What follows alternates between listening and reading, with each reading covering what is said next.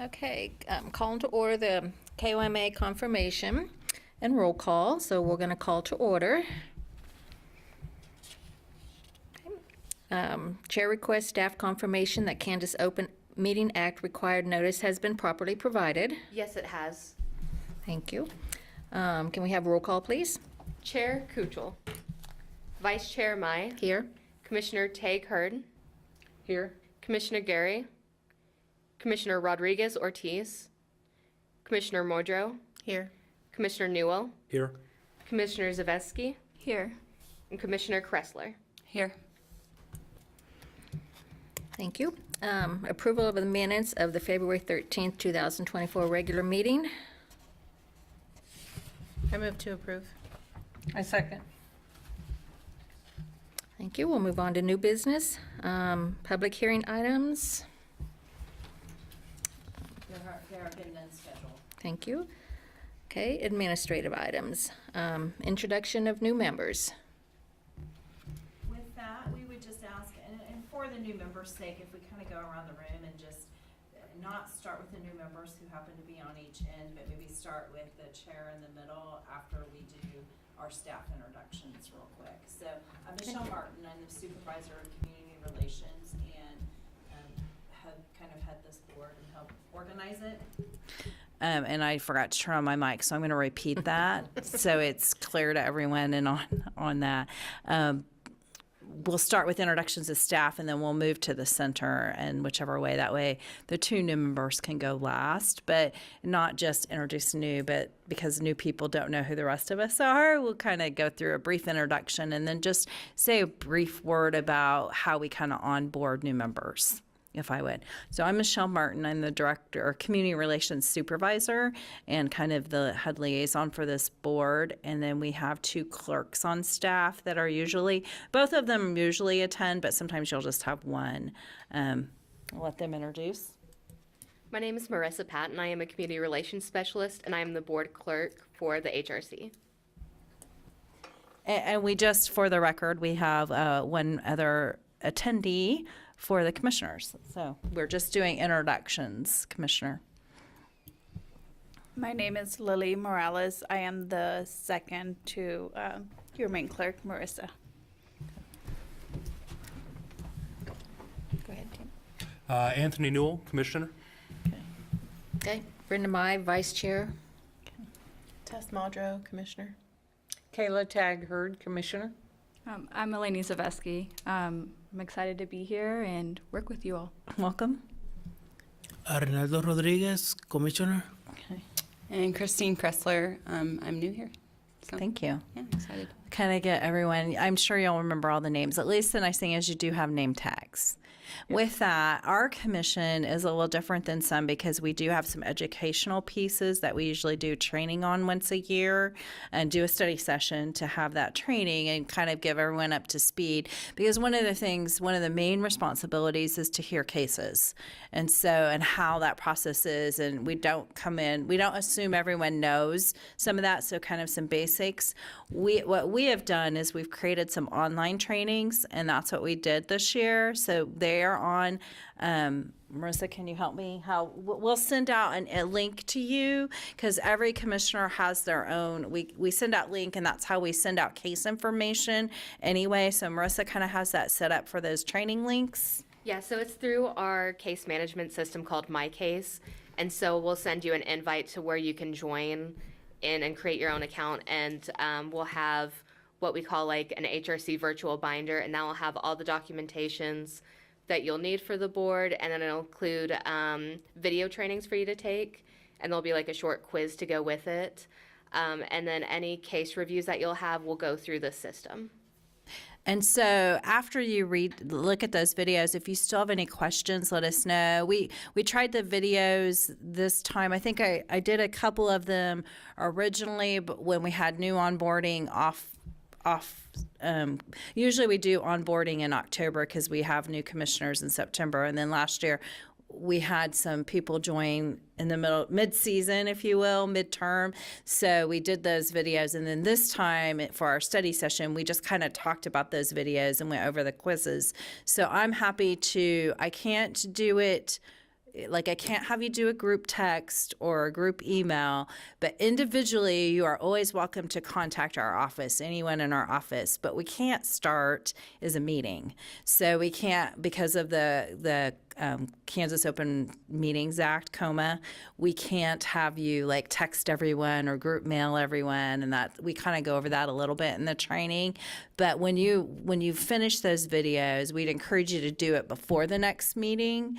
Then you can go over those quizzes with us, and we're happy to talk to you individually about that. And then if we still want a study session after that, and we feel like there's a need, we can always create that. It is the same requirement that there's a quorum, but there does not have to be. Isn't videotaped. So typically we do it right immediately after a regular meeting is when we do our study sessions. The city commission usually does theirs prior to their normal meeting, but we do ours typically.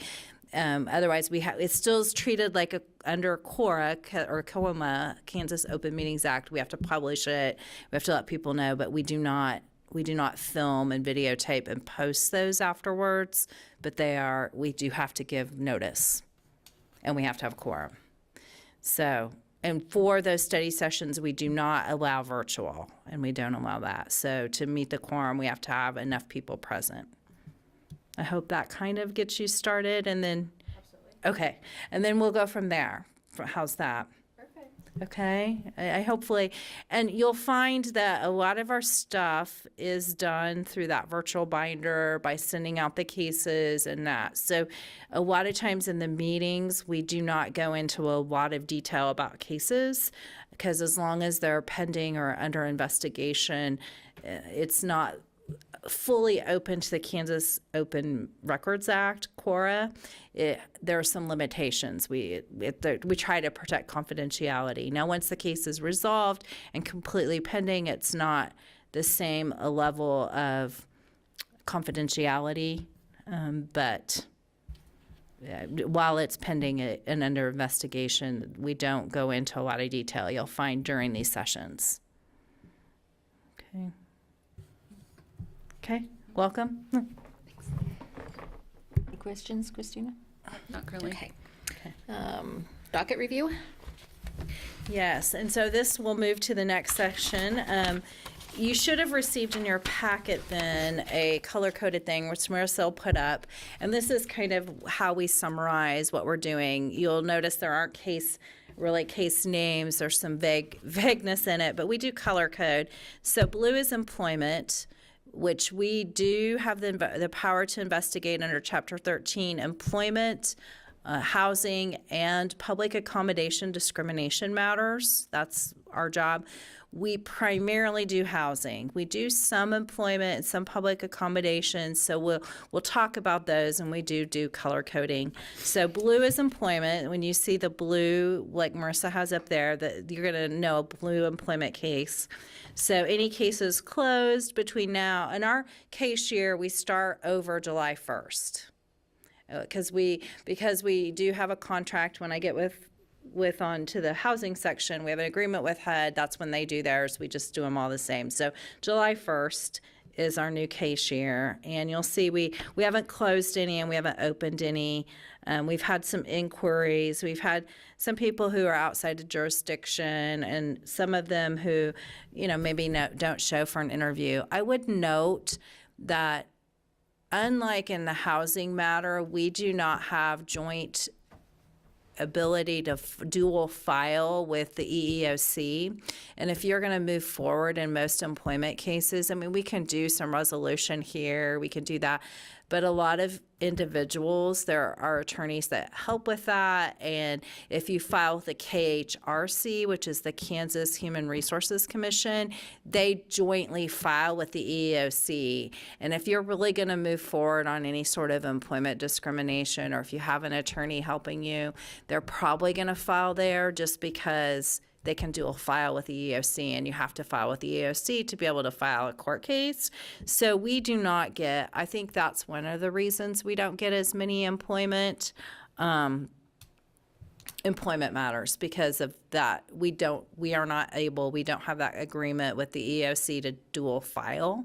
So they're going to have to file with KHRC and EEOC anyway if they do want to move on. A lot of the cases that we do get in this area tend to settle or have more resolution if they do come forward. But I don't want you to be surprised that we have some inquiries and don't have a lot of cases in this area. At least historically since I've been here and looking back, the predominant number of our cases are going to be in housing.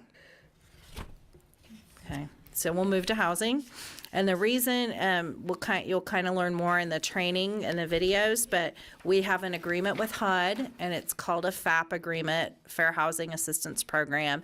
And so we are, in that case, when a case is filed here, it's dual filed with HUD.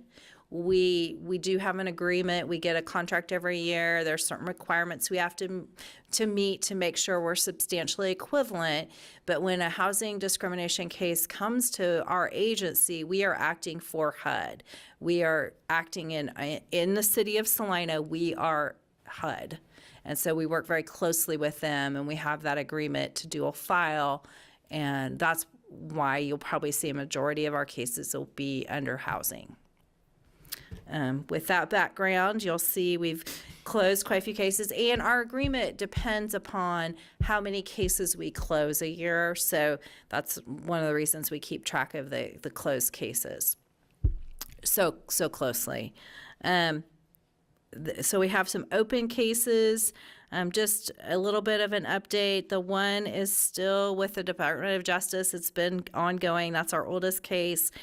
The Department of Justice started taking up a few years ago any that are related to sex, especially patterns of sex discrimination, and sexual harassment and retaliation type cases. So they always have the power. HUD and DOJ jointly enforce discrimination in housing under different parts of the act, and they always have the power to tell us, whoa, we're going to take something from you, and they've really been taking effort. They don't really say how long they have to review it. It's been over a year, getting close to 2 years a year and a half since they took that case from us, and we don't know anymore. We occasionally will ask the status of it, and sadly, I can't do anything about it. So you will see that one is still there. And then we have a case we just completed, and what we do is we will send out a notice and make sure, is there anyone that has a conflict on a case? As long as people say no, then you go into a random selection process, and you are picked, and 3 people are picked to get the cases to review. And that's what we call a FIR. And the final investigative report goes to them, and the decision is made by 3. So it's majority out of 3, whether they find probable cause or no probable cause. So we had one just recently. Until you complete the training, you will not be allowed to be randomly selected. We want to make sure that you've at least completed the training to be on that list. So all the commissioners, once we get one that's get close, we'll send out that notice and say, does anyone have a conflict? Those that are still eligible, we'll do a random selection. If there are multiple cases going at one time, we try to keep it so you don't have 2 that you're doing, because it is a little bit more intense. We generally give about a week. But there are some strict guidelines by HUD anyway for housing cases. So when we ask, if something comes up, please just say, hey, I can't get it done in this week, or whatever time frame we've given you. But we have some pretty strict guidelines on that. So we just ask, let us know, and you'll have another opportunity to sit for the case. So the one case then down, H5 2324, the FIR was complete and no probable cause was found. So that'll move up to the close next time. We still have one in process and one that's been filed with HUD, and that was due to a conflict. So we helped the person file it with HUD so that the conflict wouldn't materialize. there was another case we just received today that goes down under the waived to HUD status. And I can't remember. I think it's the H6 2324. It's the H8. The H8. So I guessed wrong. I had 50-50 chance and I guessed wrong. But we received notice from them today that they are not going to take it up and they've passed it back to us. So we start at ground zero with our days to complete that investigation, but that just came through today. A notice that that one's back. And that's about all I have. You'll see a lot of inquiries. If people don't follow through, they don't come in. We try and keep a little bit of track of those, but or if we know right away it's not really discrimination, or because a lot of our inquiries are landlord-tenant issues that don't fall into the discrimination category, then they'll be down there under inquiries. I don't know if that was kind of fast for some of you, but I hope if you have any questions. Does anyone have any questions right now? We anticipate one or two of those before the next meeting going to the next stage, so that before the next meeting, probably at least one, maybe two that would go forward. I do have a question. Yes. Do we track the trends on these? Like over the years, have they been tracked? That's a good question. HUD does some more of that tracking. We don't have a huge record. We can go back and pull, but they kind of do, and that's why I think sometimes they'll say like they're taking a concerted effort on the sex discrimination cases and sexual harassment cases for housing. I think that's why they do. Before, I don't remember when they started using their online and some of the tracking system. More of it's online now, so we can look back. Our office, Marissa and I are the old timers now, but during COVID, there was a complete turnover of staff, so that historical knowledge was kind of lost. And so we start everything from 2021 when Marissa and I started, since we started in 2021. And, we've kept a little bit of track of that. I would say for basis of how many cases we hear, the most they've had in our department is 20 some in a year, 23 maybe. Most of the time we average between 10 and 15, I'd say most years, if that gives you some idea as far as the HUD ones. Because we don't have the online system or the dual tracking, we don't have the same kind of, I can't pull that data as easily for employment or public accommodations. But for HUD, because they have quite a bit of history, and I think they even backed up, they can run reports and we can go further back on the housing. I just don't have that same kind of data for, I can only tell you since 2021 really. And we've only taken one employment case all the way through since we've been here. We just don't get as many either. We do have the public accommodations then, which is the last section and in the orange one. And I will say we get a lot of inquiries. And even though this encompasses more than just disability, the majority of the times we get inquiries on that, it's a public accommodation for access for someone who's disabled. And sometimes it falls under my other hat as an ADA coordinator for the city with Title II, and sometimes it falls under public accommodation. We get a lot of inquiries, but a lot of times when we reach out, and in this case, we do reach out usually first to that age entity and try and work it out. And most of them have been willing to try to work with us, okay? Again, sometimes it's building ramps, it's building sidewalks that they don't do immediately, but they're in process, or some other things that we can work on. And knock on wood, we haven't had any in quite a while that have gone beyond the inquiry stage because they're working with us. And we work then with the complainant too to make sure they're okay with the timelines and that kind of stuff too. But we don't again, we don't have an agreement with anyone, so we don't have the same rules that we do with HUD as far as like you have to do this, you have to do that. We kind of, and our objective is always to try and get the problem fixed and make the complainant their needs answered.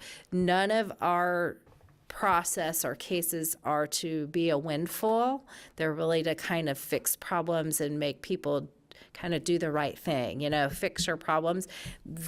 If you are wanting a large payout, that is, we are probably not the right forum for you, which is another reason probably on the employment side, they're going to go more the litigant route than through our mechanism. That would be my guess. We're trying to make people whole and try and make people, if there is something, you know, that you're out of pocket, but it's not going to be a big windfall. You're not going to get the $1 million McDonald's lawsuit here. Okay, we have limits in our code too. So it's trying to make people whole and fix problems and make people understand what they're supposed to be doing according to the laws of discrimination, if that makes any sense. So anyway, that being said, that little educational moment there, the public accommodations, we did not have any filings or any openings, but we've been pretty busy trying to resolve some issues in the city. And because they do take physical work, like to do sidewalks and that kind of stuff, sometimes they'll linger for a little while, but we'll reset in July and redo those. But we're still working with other entities to get their stuff fixed.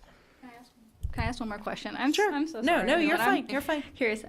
Is it within our scope to start preventing or maybe share knowledge about things like for disability accommodations and stuff? We would love that to. within our Yes, we scope? can. It is within our scope. That's why we have the Fair Housing Seminar every year, and we'll do outreach and trainings when anyone asks.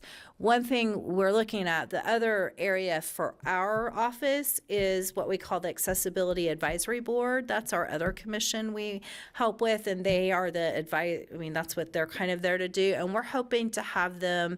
Even though we don't have a requirement like HUD requires us to do outreach every year for housing seminar and fair housing and discrimination, we're hoping to do the similar thing with the AAB, helping sponsor an educational outreach on that exact topic, on accessibility, at least for disability and that sort of thing. We do this one in April. We're hoping by this October we can maybe do something in October. It won't be probably as big as this seminar. Like, this is an all-day event that has a lot of certifications. We've been doing it a long time, but maybe starting small with having a couple-hour event. And we're kind of looking for some community partners to help us do that. And the AAB is getting behind that in October. That's exactly 6 months. So we, as a small department or division, you know, aren't too overwhelmed because those seminars can be a lot to put on. But that is what our hope is. But we always will be available if someone calls and wants some outreach. Like if a group does, we'll try to go and work with them to do those kinds of things. Okay. So yes. Any other questions? That was a good question, and we're happy to accommodate where we can. Good. Okay. We'll move on to Fair Housing Seminar 2024 update. Yes, I have a few updates. It's getting very close. Since we have new people, I'll remind everyone. And we made sure to put a little flyer. These are things we're starting to post out, and we've sent out to a lot of the community partners, to everyone who's attended in the recent past, at least if you're on our email list. I'm not going to say everyone in the past because in 2021, all that changed with us. But at least those who have attended since we have been keeping track of it. And this was the flyer we kind of put together. There are ads, City Go Bus. We'll put some ads out for what is it, Marissa, 311? Yeah, Salina 311. 311 and Salina Post. Thank you. We'll do, those daily ads are a little expensive, so we won't be running them the whole time between now and then. But City Go and TPEC, we do have an advertising. So if you drive by the big TPEC digital signage, that should go, you know, if you're there at the right time, you should see that. But so it's starting to progress, and we're sending out this flyer. So it tells you it's April 26th. We encourage all our commissioners to come. Just let us know. And if you're wanting lunch, if you're wanting credits and taking it as a full class, then we have you treat it like any other participant. But if you're just coming for part of the day and you want to help with our booth, because we'll have a booth for this commission and also our AAB commission, we try and put together something because we have sponsors, and we now have 10 sponsors and 3 other booths besides ours. So we'll do it over at TPEC, and it's usually a fun day. Credits are available for attorneys, realtors, and social workers. We're pretty excited about our speakers this year. We have if you're in the fair housing world and discrimination world, we have kind of a big name.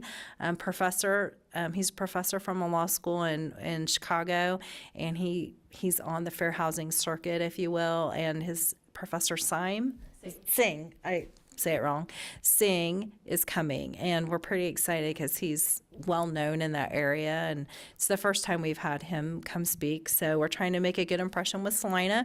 We hope to have a lot of people attend, but as the group, you guys are welcome. Just let us know if you would RSVP to any of us in the office.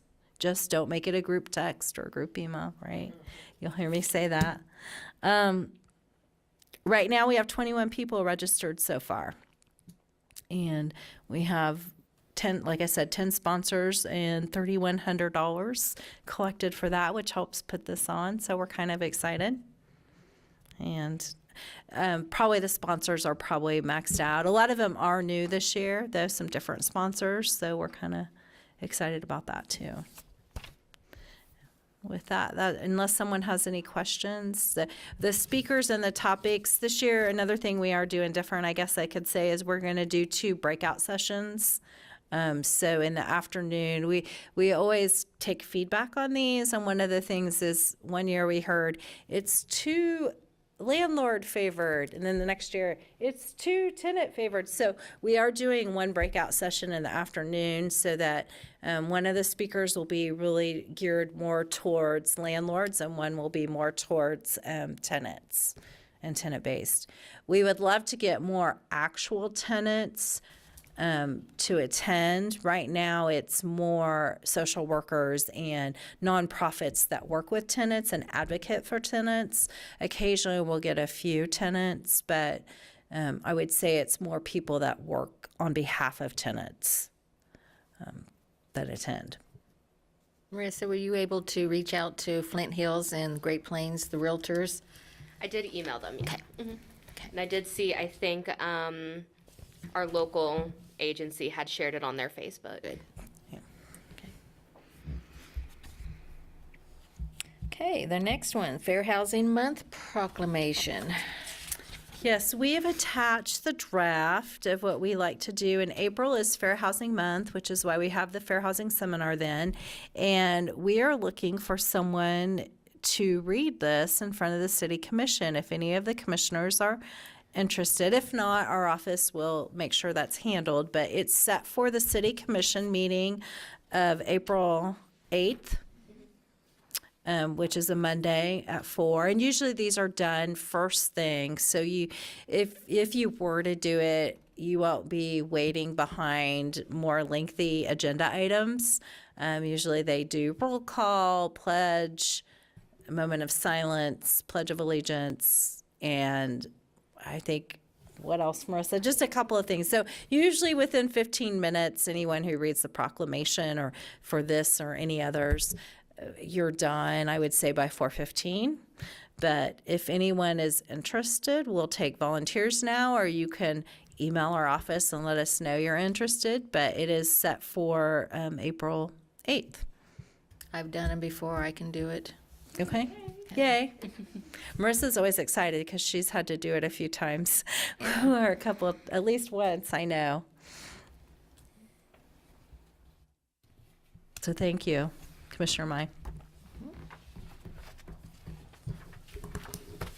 And that's all I have on the proclamation, unless someone has questions. Okay, preliminary discussion items. It shows that we have none. Any unfinished or other business? Shows we have none. Public forum, and then I see there is nobody here or anybody online, Marissa? We do not have anybody online. Okay, thank you. Adjournment, next regular meeting is scheduled for Tuesday, April 9th, 2024 at 5:30 PM. And I just have one announcement. I got something today I wanted to share with everyone. There's a poverty simulation that, who's putting it on? I think Salina Adult Education Center is putting it on again. Anyway, there will be a deadline of registration is April 15th. And they're going to have 2 sessions. You can pick one or the other. They're kind of the same thing if you've never done it. It's Friday, April 19th, 1 to 4, or Saturday, April 20th, 11 to 2. I'll probably do another reminder at our next meeting. But it does, if you've not done it, it's something to consider. And I just, can forward the flyer that we received in the email to you guys. oh, yeah, and we can have it in the next packet too, so it's published. Can you elaborate on what that is? Yes, if you've not done it, what they are is they kind of, when you go in, you're given a character who you are going to be that day, so, or at least the ones I've been to. Yeah, and you will be in the shoes of like a single mom with 3 kids or an elderly person on a fixed income. And you will be given like how much money you have and different objectives. And then there will be stations around the community, like there'll be a bank, there'll be a help agency, there'll be a church and stuff. And so it's kind of trying to get through the month like you were in that person's situation. That's the best I can kind of describe it. I don't know. Has anyone else attended it? It has another description. Have you been, Kayla? I've been to one that they had at the high school that was similar. Okay, so that's what it is. The person that's putting this on, I believe, is Kelly Mowbray with the Salina Adult Education Center, and I was at one she's done before, so I assume it's going to be very similar to that. But it's kind of an eye-opening experience if you've never done one. So that's all I have. Okay. Motion to adjourn. Motion to adjourn. Oh, second. This meeting is adjourned. Thank Thank you. you. Thank you.